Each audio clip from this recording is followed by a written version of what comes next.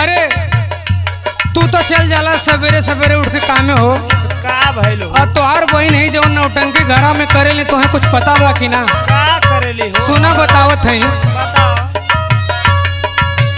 कि काम कार नाही बाड़ी सवखीन पिया तोहर बहिन पिया ना।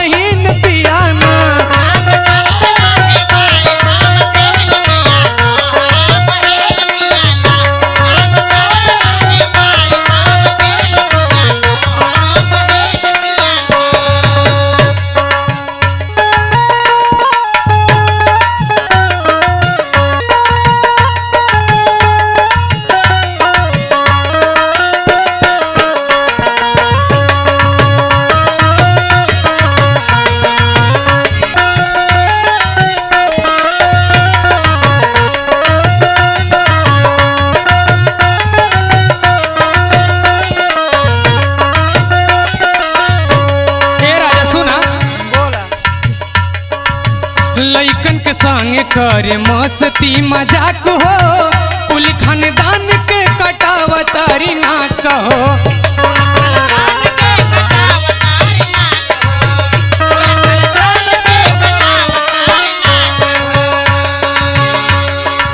लइकन के संग करे मस्ती मजाक हो कुल खानदान के कटावतारी नाक हो।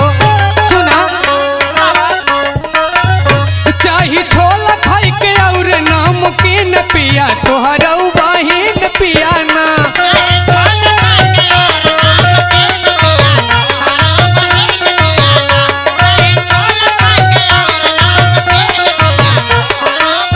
हाँ बहिन पिया ना, बहिन पिया ना।